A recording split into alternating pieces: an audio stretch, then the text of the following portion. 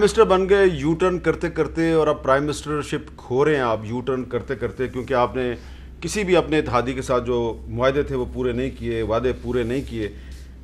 سعید غنی صاحب، مجھ سے سوال نہیں ہو رہا، کروں؟ آپ نے ایسے کم دکھائیں. میں نے کم دکھائے ہیں، لیکن اب مجھے اللہ کرے کہ 6 مہینے کے بعد آج کے پروگرام کے کلپ نہ چلانے پڑ جائیں. نہیں چلانے چاہیے. پیپلز پارٹی نے معاہدے پورے نہیں کیے. دیکھیں میں ایک وعدے پورے نہیں کیے. نہیں، اچھا وہ آپ نے بات پوچھ لی. شہزاد نے بھی بات کہی، میں اس کو بھی ایڈ کر دیتا ہوں. شہزاد نے تو بہت لطیف پیرائے میں بات جو آپ نے کہا میں کر دیتا ہوں. دیکھیں ایک تو اس میں تو کوئی ڈینائل نہیں ہے ہماری طرف سے کہ ماضی میں کچھ چیزیں ہوئیں جو شاید اچھے انداز میں اس کو پورا نہیں کیا گیا. ٹھیک ہے، کچھ ایشوز ہوں گے ان کی طرف سے، کچھ ہماری طرف سے. لیکن میں تو یہ کہتا ہوں کہ جی ایک اچھا کام ہے، اگر آپ نے ایک دفعہ کیا، نہیں ہوا دوبارہ کریں، نہیں ہوا 3 دفعہ کریں، نہیں ہوتا 100 دفعہ کریں. اچھے کام کو اٹیمپٹ کرتے رہنے چاہیے آپ کو.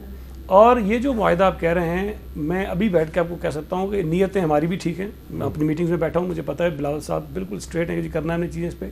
لیکن اس میں پرابلم کہیں نہ کہیں ہو سکتا ہے آئیں، لیکن اس میں یہ بالکل نہیں ہوگا کہ جی ہم کوئی ایک چیز بھی نہ کریں یا ہم کرنا نہیں چاہتے ہوں گے. لڑیں گے تو نہیں آپ؟ نہیں، پہلی تو دیکھو، میں نے پہلی بات جو میر صاحب کہی ہے نا، میں دوبارہ دہرا رہا ہوں کہ حکومت میں ساتھ آتے ہیں نہیں آتے ہیں، کچھ ہوتا ہے نہیں ہوتا ہے، ایک انڈرسٹینڈنگ ہے جس پہ یہ بھی قائم رہیں گے، اور مجھے امید ہم بھی رہیں گے کہ لانگ ٹرم ورکنگ ریلیشن شپ ہونی چاہیے، رابطے ہونے چاہیے، بات چیت ہونی چاہیے، بیٹھ کے مسئلے کو حل کرنے کی کوشش کرنی چاہیے. یہ جو ایکسٹریمز پہ چلے آتے ہیں نا مخالفتوں میں، جو ہم بھی بہت زیادہ بول دیتے ہیں، یہ بھی بہت بول دیتے ہیں، اس حد تک ہم نہ جائیں جس سے شہر کا بھی نقصان ہو جاتا ہے، ہمارے صوبے کا بھی نقصان ہوتا ہے، اور ڈیفینیٹلی ملک کا بھی نقصان. اچھا شہزاد صاحب، معاہدہ جو ہے نا، مجھے میرا خیال ہے، یہ میری ذاتی رائے ہے، اتنا اچھا معاہدہ ہے کہ اس کو اگر میڈیا پبلسائز کرے تو لوگوں کی طرف سے ان پہ اتنا پریشر آئے گا کہ ان کو یہ سارے وعدے اپنے پورے کرنے پڑیں گے.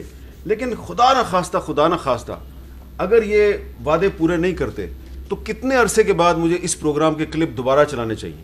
دیکھیں ویسے تو میرا اندازہ یہ ہے کہ ووٹ آف نو کانفیڈنس پہ اگر وسیم اختر صاحب کی جماعت ساتھ نہ دے رہی ہوتی تو شاید یہ 2-4 دن بعد ڈسکشن بھی نہ ہوتی. یہ میرا اندازہ ہے. اب کیونکہ ایک معاہدہ ہوا ہے، میں چاہتا ہوں کہ یہ کامیاب ہو اور ہمارے سیاسی پارٹیز جو ہے جو وعدہ کریں اس پہ کھڑی رہیں. لیکن اگر نہیں ہوتا تو مجھے لگتا ہے کہ زیادہ ٹائم نہیں لگے گا. ویسے بھی یہ جو حکومت بننے جا رہی ہے کولیشن گورنمنٹ وفاق میں بھی، یہ بھی بڑی مشکل حکومت ہوگی چلانا، کیونکہ آپ کو پتہ ہے مسائل اتنے زیادہ ہیں جن حالات میں اس وقت ملک ہے، تو بڑا مشکل ہوگا ان کے لیے. تو مجھے لگتا ہے کہیں نہ کہیں درار تو پڑے گی. لیکن دیکھیں 2-3 مثالیں لے لینا آپ. چارٹر آف ڈیموکریسی کتنا بڑا معاہدہ تھا، 2 پارٹیز کے درمیان ہوا، لیکن باقی پارٹیز بھی اون کرتی ہیں. اب یہاں پہ تو public accounts committee leader of the opposition کے پاس ہے. ذرا پوچھیں وسیم اختر صاحب سے اور سعید غنی صاحب سے کہ کتنے سال سے لیڈر آف دی اپوزیشن کے پاس سندھ اسمبلی میں پبلک اکاؤنٹس کمیٹی نہیں ہے.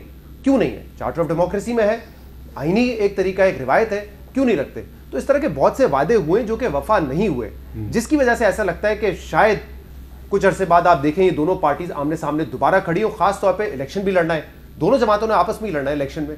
پیپلز پارٹی آہستہ آہستہ کراچی میں کہتے ہیں ہم گین کر رہے ہیں، ہم نے دیکھا بھی یہ رزلٹ، ابھی دیکھا آپ نے وہ سیٹ پہ جہاں پہ مفتیٰ اسماعیل صاحب کو ہرایا انہوں نے.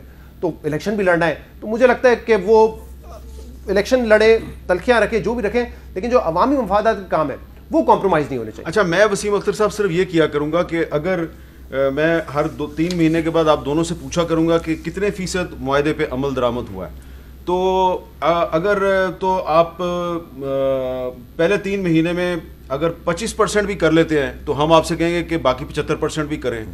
پھر ہم 6 مہینے بعد کہیں گے کہ آپ نے 50% کیا کہ نہیں کیا.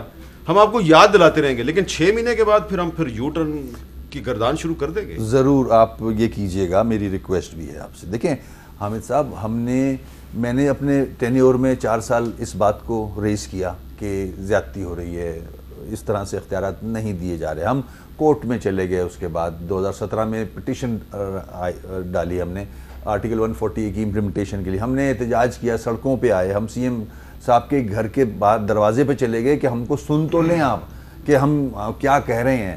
خیر وہ بھی ختم ہو گیا، اپرچونٹی ملی، کورٹ نے ڈیسیشن دے دیا. ہم چاہتے ہیں یہ مسائل حل ہوں. ہمارا کوئی بیر نہیں ہے پیپلز پارٹی سے. پیپلز پارٹی نے یہ فیصلہ کرنا ہے کہ ہم نے وسائل جو ہیں وہ شیئر کرنے ہیں لوکل گورنمنٹ کے ساتھ. جی بتائیں. تیار ہے. میں جو بات شہزاد نے بیچ میں کہی کہ انتخابات ہوں گے، ہم نے کوئی الیکٹرل الائنس نہیں کیا آپس میں، نہ ایم کیو ایم نے اس خواہش کا اظہار کیا، نہ ہم نے کیا.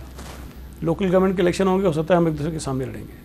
जनरल इलेक्शन होंगे, हो सकता है कि हम एक दूसरे के सामने लड़ेंगे, तो ये कोई इस मुआहदे का हिस्सा नहीं है। हम आपस में इससे दायरे इनकी अलग जमात है, हमारी अलग जमात है, लेकिन इस मुआहदे में जितनी चीज़ें हैं, आपने खुद भी कहा कि कोई ऐसी चीज़ नहीं है जो किसी, ये मुआहदा मैं कहूँगा ये आपकी पॉलिटिकल मैच्योरिटी को इंडिकेट कर रहा है। मैं ये कह रहा हूँ। अच्छा, इसमें जो चीज़ें हैं उसमें कई चीज़ें तो ऐसी हैं जो सिर्फ एमक्यूएम का इशू ही नहीं है, वो हमारा भी प्रॉब्लम है, हम भी उसको हल करना चाहते हैं। अगर इशूज़ वो रेज़ की एमक्यूएम ने और हमने उसको एक्सेप्ट कर लिया कि हाँ भाई बात आपकी ठीक है, इसको मिल बैठ कर हल करते हैं, कंसल्टेशन करेंगे, बैठेंगे, हल करेंगे, लेकिन जो आप कह रहे हैं ना कि महीने में हो जाएगा, 2 महीने में हो जाएगा, कई चीज़ों के अंदर टाइम लाइन भी है।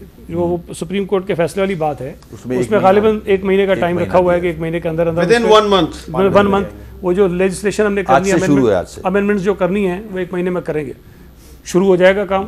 हो सकता है 30 ना लगे, 35 दिन लग जाए, 40 दिन, लेकिन टाइम लाइन दे दी। नहीं 30-35 नहीं, 1 महीना, मेरी आज तो सुन ले, 25 पे आ जाए, मेरी आज तो सुन ले। मैं ये कह रहा हूँ कि रजिस्ट्रेशन करने जा रहे हैं, टाइम लाइन दी है ना हमने कि 30 दिन के अंदर करनी है। कोई सूरत-ए-हाल हो जाती है, कुछ चीज़ें आ जाती हैं, 2-4 दिन आगे पीछे हो सकते हैं, लेकिन आपको ये काम होता हुआ नजर आना शुरू हो जाएगा ना। अगर हम ये करें कि 30 दिन में इसमें बात ही ना करें तो फिर अच्छा शहजाद साहब, ये एक साहब जो पहले कौमी असम्बली की रुकनियत से फारग हुए, फिर हमारे मेहरबान सेनेटरशिप से फारग हो गए, हमारे मेहरबान, आपके पुराने मेहरबान, 2 सीटें मिली उनकी वजह से।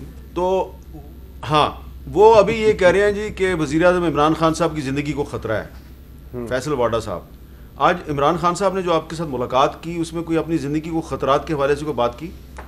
नहीं मीर साहब, ऐसी वहाँ पे कोई बात नहीं हुई।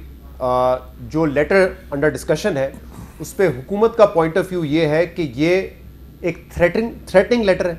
जो ज़बान इस्तेमाल की गई उसमें बाकायदा वो कह रहे हैं कि आप सोच नहीं सकते जिस किस्म की ज़बान इस्तेमाल की गई है, और ये एक साजिश है रजीम चेंज के लिए। जैसी जुबान पीटीआई के ट्रोल सोशल मीडिया पे हमारे खिलाफ और आपके खिलाफ करते हैं, उससे भी सख्त जुबान थी। अब ये देखें, लेटर मैंने देखा नहीं है, और हमें आज जो बताया गया वो मफहूम बताया गया है, बातों का एग्जैक्ट वर्ड्स रिपीट नहीं कर सकते जो कि इस मरासले में है, क्योंकि वो भी सीक्रेट एक्ट की खिलाफ वर्जी हो जाता है। तो उन्होंने ये बताया कि उसमें जो मेन वर्ड है वो बेसिकली ये कह रहे हैं रिजीम चेंज के लिए इसलिए है, और साजिश हमें इसलिए नजर आती है क्योंकि उसमें जगह जगह वोट ऑफ नो कॉन्फिडेंस का जिक्र है।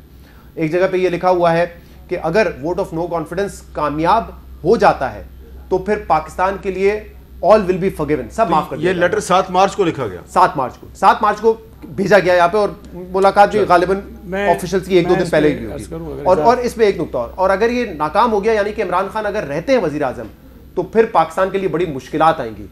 और उन्होंने ये भी कहा है उस मीटिंग में जो ऑफिशियल्स थे दूसरी तरफ, कि पाकिस्तान के साथ बायलैटरल ताल्लुकात कैसे होंगे इसका फैसला वोट ऑफ नो कॉन्फिडेंस। अच्छा, एक बात मैं बता दूं कि मेरी इतला के मुताबिक ये जिस डिप्लोमेट ने, पाकिस्तानी डिप्लोमेट ने लेटर नहीं है, ये असेसमेंट भिजवाई है, उसका पाकिस्तान के फॉरेन ऑफिस में एक सियासी शख्सियत से रब्ता था, और हमारी इतला के मुताबिक उनकी फरमाइश पर उन्होंने ये लिखा है क्योंकि वो रिटायर होने वाले थे। और दूसरी बात ये है कि ये 7 मार्च को लेटर लिखा है, मैंने 12 जनवरी 2022 को कॉलम लिखा था कि हुकूमत के खिलाफ तहरीक में एतमाद आने वाली है। तो क्या इसका मतलब यह है कि मैं किसी गैर मुल्क की साजिश का हिस्सा हूँ? मैंने तो उस डिनर की पूरी तफसील लिख दी थी जिसमें ये तहरीक एतमाद की बातें हो रही थी। तो पता नहीं अब ये जो साहब हैं, इनको 7 मार्च को क्यों पता चला? जो बात हमें 12 जनवरी 2022 को पता थी, इनको 7 मार्च 2022 को क्यों पता चली?